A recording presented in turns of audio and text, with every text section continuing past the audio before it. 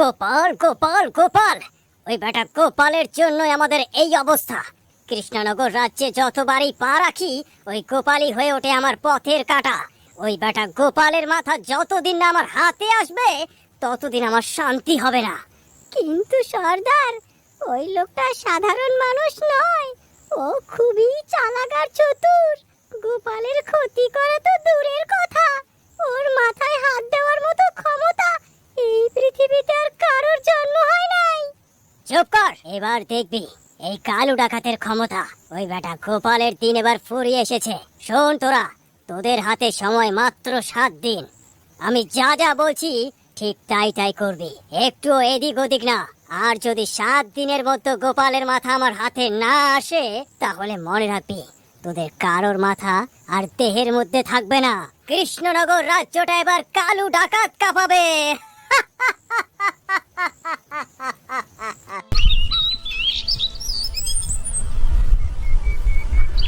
গিন্নি, ও গিন্নি, খুব খিদে পেয়েছে গো, একটু খাবার আনো তাড়াতাড়ি। আচ্ছা, তুমি বসো, আমি এক্ষুনি খাবার আনছি। বিছানার সামনে এই কাগজটা পড়ে আছে কেন? এটা তো একটা চিঠি মনে হচ্ছে। কে দিল এখানে এই চিঠি? দেখি তো চিঠিতে কি লেখা আছে। আপনার হাতে এই চিঠিটি পৌঁছেছে, এটাই প্রমাণ যে ঈশ্বর এখনো আপনাকে সত্য জানার শক্তি দিয়েছেন। আমি এই চিঠি লিখছি নিজের পরিচয় গোপন রেখে, কারণ আমি যা দেখেছি তা বলার সাহস খুব কম মানুষেরই আছে। কিছুক্ষণ আগেই উত্তর দিকের গভীর বনের ভিতরে কাঠ কুড়াতে কুড়াতে হঠাৎ দেখতে পাই আপনার মেয়েকে আপনার জামাই এবং কৃষ্ণনগরের গোপাল এই দুইজন মিলে নির্মমভাবে মারছিল। চারিদিক জুড়ে শুধু রক্ত আর রক্ত, মাটিও যেন লাল হয়ে গিয়েছিল। আমি ঝোপের আড়াল থেকে সব দেখেছি, কিন্তু কিছু করার শক্তি আমার ছিল না। সবচেয়ে ভয়ঙ্কর বিষয়টি ছিল এই ভয়াবহ ঘটনার মাঝেও গোপাল আনন্দে জোরে জোরে হাসছিল। এই দৃশ্য আর সহ্য করতে না পেরে আমি সেখান থেকে পালিয়ে আসি। আমি চাই না আমার পরিচয় প্রকাশ পাক, তবুও মানুষ হিসাবে আমার দায়িত্ব এই খবরটা আপনার কাছে পৌঁছে দেওয়া, আর আমি সেটুকুই করেছি। দয়া করে আপনি আর দেরি করবেন না, তাড়াতাড়ি আপনার মেয়ের খোঁজ করুন। এর বেশি আমি কিছু লিখতে পারবো না। এক অচেনা শুভাকাঙ্ক্ষী। এ কি শুনছি আমি? এ কিভাবে সম্ভব? না না না, এটা সত্যি হতে পারে না। আমার মেয়ের সাথে এমনটা হতে পারে না। না, আমাকে আর বসে থাকলে চলবে না, আমাকে এক্ষুনি মেয়ের বাড়ি যেতে হবে। এই, কি হলো তোমার? এইভাবে কাঁদছো কেন? আর কোথায় যাচ্ছো? না না, কিচ্ছু হয়নি। আমাকে আরেকবার বাজারে যেতে হবে গিন্নি। বাজারে একটা খুব দামি জিনিস ফেলে এসেছি। তুমি চিন্তা করো না, আমি এক্ষুনি ফিরে আসবো। আগে খাবারটা খেয়ে নাও, তারপর যেও। না, এখন খাবার খেলে দেরি হয়ে যাবে। তুমি খাবারটা রেখে দাও, আমি ফিরে এসে খাবো। এই বলে হীরালাল তার মেয়ের উদ্দেশ্যে যেতে শুরু করলো। গিন্নি, ও গিন্নি, একটু জল আনো তো। মাঠে আজ খুব পরিশ্রম হয়েছে, প্রচন্ড জল তৃষ্ণা পেয়েছে। গিন্নি, কোথায় গেলে গো তুমি? কখন থেকে ডাকছি, সাড়া নেই কেন তোমার? কোথায় যে গেল গিন্নি?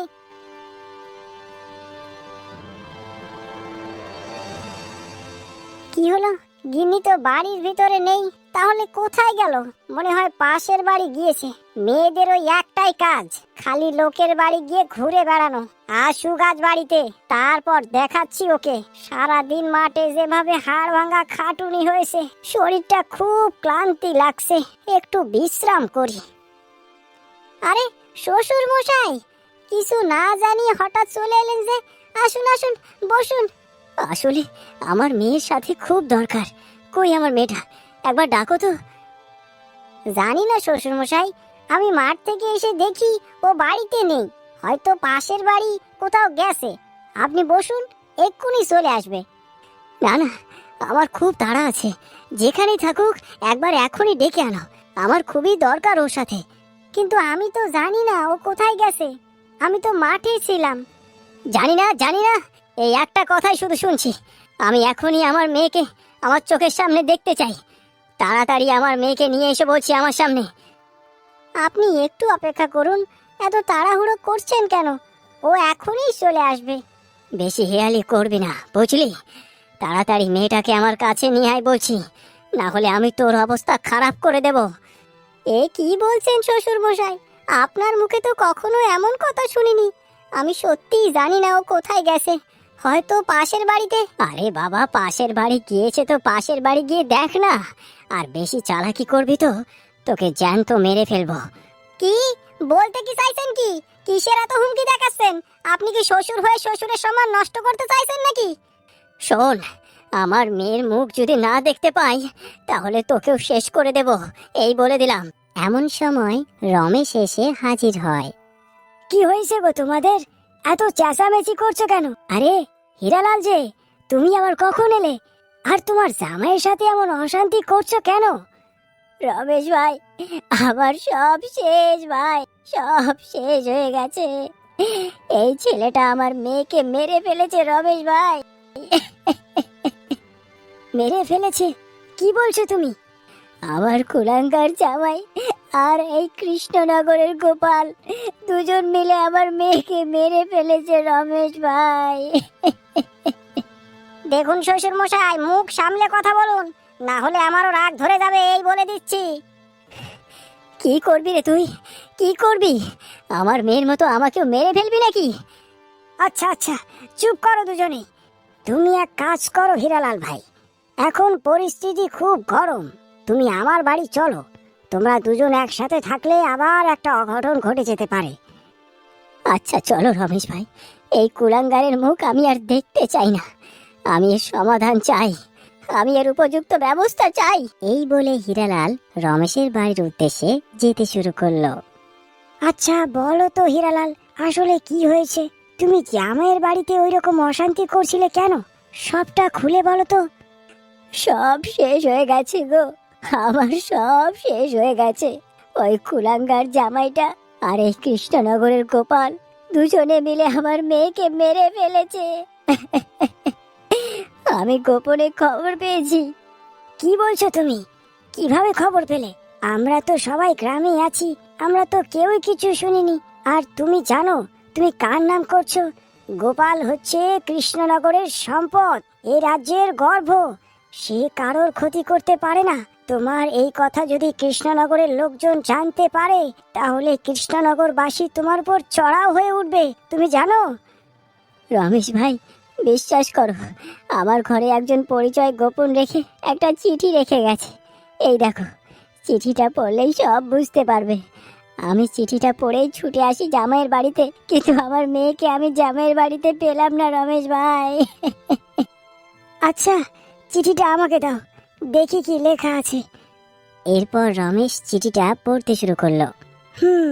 চিঠিটা পড়লাম, কিন্তু হীরালাল, এটা কোনো চক্রান্ত নয় তো? কেউ তোমাকে ভুল পথে চালানোর চেষ্টা করছে না তো? ভাই, যদি চক্রান্তই হয় তাহলে আমার মেয়েটা কোথায়? আমি তো আমার মেয়েকে বাড়িতেও পেলাম না। আচ্ছা ঠিক আছে, এক কাজ করি, চলো একবার উত্তর দিকের বনের ভেতরটা ঘুরে আসি, তাহলে যদি কিছু জানতে পারা যায়। বেশ ভাই, ঠিক আছে, চলো তাহলে, আমি সত্যটা জানতে চাই। চলো ভাই, চলো। এরপর তারা জঙ্গলের দিকে যেতে শুরু করলো। সর্দার, সর্দার, একটা খবর আছে, একদম তাজা খবর। কি হয়েছে বল, কি খবর? সর্দার, ওই মেয়ের বাপটা চিঠিটা পড়তেই ছুটে যায় মেয়ের বাড়িতে, আর সেখানে গিয়ে দেখে মেয়েটা নেই। তাই থেকে শুরু হয় জামাইয়ের সাথে ভয়ানক ঝামেলা। এমন সময় গ্রামের একজন লোক এসে মেয়ের বাপটাকে নিয়ে যায় নিজের বাড়িতে। সেখানে মেয়ের বাপটা ওই লোকটাকে চিঠিটা দেয়। এরপর লোকটা ওই চিঠিটা পড়ে জঙ্গলের দিকে যাচ্ছে এখন আসল বিষয়টা জানার জন্য। ও আচ্ছা, তাই নাকি? এ তো আমাদের জন্য খুব ভালো খবর। তাহলে তুই তাড়াতাড়ি এক কাজ কর, এই মেয়েটাকে এক্ষুনি। কই, কোথাও তো কিচ্ছু নেই, পুরো জঙ্গলটা একদম শান্ত স্বাভাবিক হয়ে রয়েছে। জঙ্গলটা কি আর ছোট রমেশ ভাই? কোথায় কখন কিভাবে ঘটনাটা ঘটেছে আমরা কিভাবে জানবো? হ্যাঁ, এটাও ঠিক কথা, কিন্তু তবুও যদি কিছু জানা যায়। চলো আর একটু ভেতরে যাই।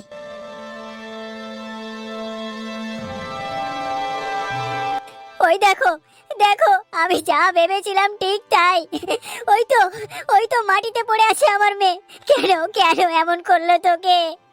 ওকে যদি ভালো না লাগতো তাহলে আমার বাড়িতে রেখে চলে আসতো। তাই বলে তোকে। ভগবান আমাকে সহ্য করার ক্ষমতা দাও, না হলে আমাকেও আমার মেয়ের কাছে পাঠিয়ে দাও। তোমার পায়ে পড়ছি ভগবান। তাহলে কি সত্যি গোপাল আর তোমার জামাই এই কাজটা করেছে? যদি এটা সত্য হয় তাহলে এটা খুবই মারাত্মক ঘটনা। আমি বলেছিলাম, তোমাকে বলেছিলাম, কিন্তু তুমি বিশ্বাস করতে চাওনি।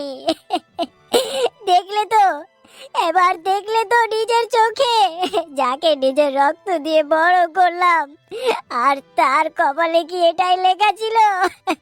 না, আমি আর বাঁচবো না, আমি আর বাঁচবো না, আমি আর বাঁচবো না গো। নিজেকে সামলাও হীরালাল ভাই, একটু সামলাও। এখানে আমাদের বেশিক্ষণ থাকা ঠিক হবে না। জঙ্গলের ভেতর থেকে হয়তো কেউ আমাদেরকে লক্ষ্য করছে। এখন একটা কাজ করি, চলো সরাসরি গোপালের বাড়িতে যাই। যদি দেখি গোপাল নেই বা কথা ঘোরানোর চেষ্টা করে, তাহলে আমরা সোজা মহারাজের কাছে ওই চিঠিটা নিয়ে হাজির হব। আর এখন এই মেয়েটার গায়ে হাত দেওয়া যাবে না, যেভাবে আছে সেভাবেই থাক, না হলে সমস্যা হতে পারে। না, আমি আমার মেয়েকে ছেড়ে কোথাও যাব না। তুমি যাও, আমি একা এখানে থাকবো। জেদ করো না হীরালাল ভাই, যা হবার হয়ে গেছে। এখন বিচার চাই, এর সমাধান চাই। তোমার এখানে থাকা নিরাপদ নয়, আমার সাথে এসো। এই মেয়েটার আত্মার শান্তি পেতে হবে, এবার সত্য বের করতেই হবে। চলো এখন গোপালের বাড়িতে। আমার সব শেষ হয়ে গেল ভাই, সব শেষ হয়ে গেল। ওই মেয়েটাই ছিল আমার জীবন। ভেঙে পড়ো না ভাই, ভেঙে পড়ো না, একটু ধৈর্য ধরো। যা হবার হয়ে গেছে, ভগবানের উপর বিশ্বাস রাখো। তিনি যা করেন ভালোর জন্যই করেন। বিচার ঠিকই হবে, অপরাধী শাস্তি পাবেই। না ভাই, আমার বুকটা আর সহ্য করতে পারছে না। এ আমার কি সর্বনাশ হয়ে গেল। তোমার কষ্ট হওয়াটা স্বাভাবিক। একজন বাবা হয়ে মেয়ের এইরকম মৃত্যু দেখা খুবই কষ্টকর, কিন্তু সত্যটা আগে বের করতে হবে। গোপালের ঘরে গিয়ে তুমি ভেঙে পড়ো না, তুমি শুধু চুপচাপ দাঁড়িয়ে থাকবে, মাঝখানে কোনো কথা বলবে না। তুমি যেমন বলবে ভাই, আমি তেমনই করব। আমার আর কিচ্ছু করার ক্ষমতা নেই। এরপর তারা গোপালের বাড়ি যেতে শুরু করলো। সর্দার সর্দার, খবর আছে, মেয়েটার বাপ আর গ্রামের ওই লোকটা দুজন মিলে জঙ্গলের ভিতর গিয়েছিল। সেখানে মৃতদেহটা দেখে তারা সত্যি বিশ্বাস করে নিয়েছে মেয়েটা মারা গেছে। প্রচন্ড কাঁদতে শুরু করেছে, আর তারা রেগে গোপালের কাছে গেল।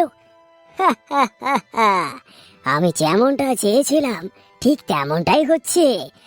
আমাদের স্বপ্ন আর বেশি দূরে নয়। দয়া করো, একটু একটু দয়া করো, আমাকে ছেড়ে দাও। না না হলে যে আমার বাবা মারা যাবে। এমনিতেই আমার বাবার হার্টের সমস্যা আছে। দয়া করে আমাকে ছেড়ে দাও। চুপ কর বলছি। আমাদের কাজ হয়ে গেলেই তোকে ছেড়ে দেব, কিন্তু বেশি নাটক করলে এক্ষুনি তোকে মেরে ফেলবো। আর একটা কথাও যেন তোর মুখ থেকে না শুনি। এই শোন, গোপাল বিষয়টা বিশ্বাস না করে এবার নিজেই দেখতে আসবে, আর সে আসা মাত্র তোরা ঝাঁপিয়ে পড়বি গোপালের উপর। জঙ্গলের ভেতরে ভালো করে লুকিয়ে থাকবি তোরা, যেন কাজটা একদম সঠিকভাবে সম্পূর্ণ হয়। আর ওই রক্ত মাখা পুতুলটা ওখান থেকে তাড়াতাড়ি সরিয়ে ফেল, যেন গোপাল খুঁজতে খুঁজতে জঙ্গলের আরো ভিতরে যায়। তাহলে কাজটা করতে তোদের আরো সুবিধা হবে। ঠিক আছে সর্দার, আমরা এক্ষুনি যাচ্ছি। গোপাল ভাই, ও গোপাল ভাই, বাড়িতে আছো? আরে রমেশ ভাই, বলো কি হয়েছে? তুমি কেন এমনটা করলে? আমি কি দোষ করেছিলাম? কেন আমার এত বড় সর্বনাশ করলে? কি লাভ হলো বলো তোমার? আমাকে একেবারে শেষ করে দিলে গো। কি হয়েছে? আপনি কে? আপনাকে তো আমি চিনতেই পারছি না। হীরালাল, তোমাকে বলেছিলাম না চুপ থাকতে, তুমি আবার কথা বলতে শুরু করলে কেন? রমেশ ভাই, কি ব্যাপার, খুলে বলো তো। গোপাল ভাই, যে ঘটনা ঘটেছে তা আমাদের মুখ দিয়ে উচ্চারণ করার ক্ষমতা নেই। তোমাকে একটা চিঠি দিচ্ছি, এই চিঠিটা হীরালালের কাছে গিয়েছিল। এই চিঠিটা একবার তুমিই পড়ো। চিঠি? দাও তো, দেখি কি লেখা আছে। আমি যা ভেবেছিলাম ঠিক তাই। এই চিঠিতে যা লেখা আছে আমি এমন কিছু আন্দাজ করেছিলাম। রমেশ ভাই, তাহলে তোমরা কি বলতে চাইছো আমি এই কাজটা করেছি? করেছো কিনা সেটা তো আমরা নিজের চোখে দেখলাম। কি দেখেছেন আপনি, ভালো করে বলুন তো। চিঠিতে যেমন লেখা ছিল আমরা বিশ্বাস করতে পারিনি, তাই উত্তর দিকের জঙ্গলে গিয়েছিলাম। একটু ভেতরে ঢুকতেই দেখি হীরালালের মেয়েটা মৃত অবস্থায় পড়ে আছে। দেখি আমাদের হাত পা কাঁপতে শুরু করলো, আর আমি দেরি না করে সোজা তোমার কাছে চলে এসেছি সত্যটা জানার জন্য। শোনো, আমি আগে থেকেই জানতাম কৃষ্ণনগরে একটা ষড়যন্ত্র চলছে, কিন্তু সেটা হীরালালের মেয়ের উপরে গিয়ে পড়বে আমি বুঝিনি। তোমাদের প্রথমেই আমার কাছে আসা উচিত ছিল। তোমরা আসোনি বলেই আজ তাকে বাঁচানো গেল না, বুঝেছো? তবুও এখন থেমে গেলে চলবে না। ওই মেয়েটার আত্মার শান্তি পেতেই হবে। আসল দোষীদের ধরতে হবে। যদি আমি দোষী হই আমাকেও শাস্তি পেতে হবে। আমি যা বলছি সেই মতো চললে আমি দোষীদের শাস্তি দেবই। বলো, তোমরা রাজি আছো? গোপাল ভাই, যদি তুমি সত্যি দোষী না হও আর আসল দোষীদের শাস্তি দিতে পারো, তাহলে তুমি যা বলবে আমি তাই করতে রাজি। তোমাদের কিচ্ছু করতে হবে না। তোমরা শুধু আমার বাড়ির ভেতর লুকিয়ে থাকবে, 2-3 দিন বাইরে বেরোবে না। বাকিটা আমি সামলাবো। রাজি আছো বলো? ঠিক আছে গোপাল ভাই, আমি রাজি। আচ্ছা ঠিক আছে গোপাল ভাই, তুমি যা বলবে আমি তাই করব।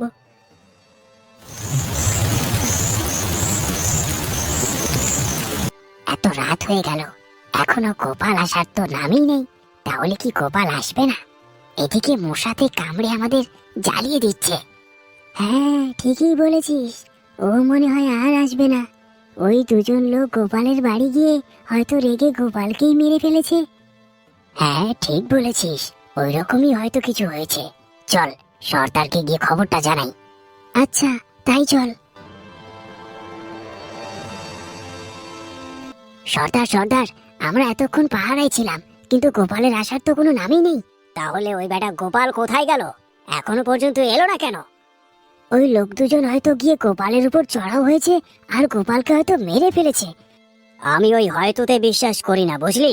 আগে সঠিক খবরটা জানতে হবে।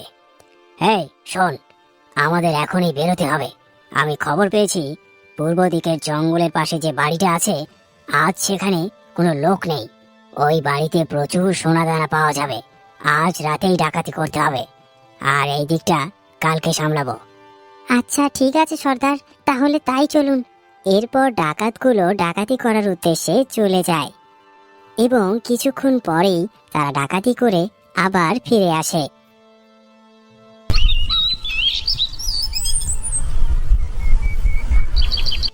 আরে বাহ, আমরা তো মালামাল হয়ে গেলাম রে। একদিনে এত সোনা দানা, মনে হচ্ছে জীবনের সব থেকে বড় ডাকাতি আজকেই করলাম। কি বলিস? হ্যাঁ সর্দার, ঠিকই বলেছেন, আজ প্রচুর সোনাদানা পেয়েছি। আচ্ছা শোন, তুই একবার ছদ্মবেশে গোপালের বাড়ির আশপাশটা ঘুরে দেখ। গোপাল কোথায় আছে, কি করছে, সব খবর নিয়ে আয়। আচ্ছা সর্দার, এক্ষুনি যাচ্ছি। এ কি সর্দার, সেই মেয়েটা তো নেই, কোথায় গেল? এ কি বলছিস তুই? মেয়েটাকে তো এখানেই বন্দি করে রেখেছিলাম, কোথায় গেল? জানি না সর্দার, এখানেই তো ছিল। ও আচ্ছা, তাহলে তোরা তোদের সর্দারের উপর গাদ্দারি করছিস? আমরা ছাড়া তো এই গুহার কথা আর কেউ জানে না। তাহলে তোরাই কেউ হয়তো মেয়েটাকে ছেড়ে দিয়েছিস। না সর্দার, আমরা কখনো এটা করতে পারি না। আমরা তো আপনার সাথে ডাকাতি করতে গিয়েছিলাম। চুপ, সবাই চুপ, কেউ নড়াচড়া করবি না। পালানো তো দূরের কথা, একটু নড়লেই এই বল্লম দিয়ে মাথার খুলি উড়িয়ে দেব। হে কি, এত রাজপ্রহরী এখানে কি করে? এরা আমাদের খবর জানলো কিভাবে? তোমরা কি ভেবেছিলে এই মেয়েটাকে বন্দি করে গোপালের মাথা নেবে? শুনে রাখো, গোপাল বেঁচে থাকতে কৃষ্ণনগরের কোনো ক্ষতি কেউ করতে পারেনি আর পারবেও না। যদি কেউ সেই আশা রাখে তাহলে সে মিথ্যের আশায় ভাসছে। প্রহরীরা, এদের সবাইকে বন্দি করো, রাজ কারাগারে নিয়ে যাও। মহারাজ, ক্ষমা করে দিন, আর কোনোদিন ভুল হবে না। আমাদের ছেড়ে দিন, আমরা এই রাজ্য ছেড়ে চলে যাব। ক্ষমা? তোদের ক্ষমা করা তো দূরের কথা, তোদের একমাত্র ওষুধ হচ্ছে শুলে চড়ানো। প্রহরীরা, এদের বন্দি করে কারাগারে ঢুকিয়ে দাও। কাল সকালে এদের সবাইকে শুলে চড়ানো হবে। আচ্ছা গোপাল, তুমি কিভাবে জানলে যে ডাকাতগুলো এই গুহাতে আছে? আমি কাল রাতে গোপন জঙ্গলের ভিতরে একবার এসেছিলাম। তখন এই ডাকাত দলগুলো ডাকাতি করতে যাচ্ছিল, আর আমি সেটা ঝোপের আড়াল থেকে দেখতে পাই। এরপর তারা চলে গেল।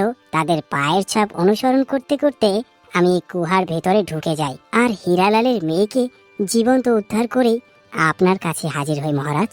সত্যি গোপাল, তুমি এই কৃষ্ণনগরের গর্ব। ধন্য গোপাল, তুমি ধন্য।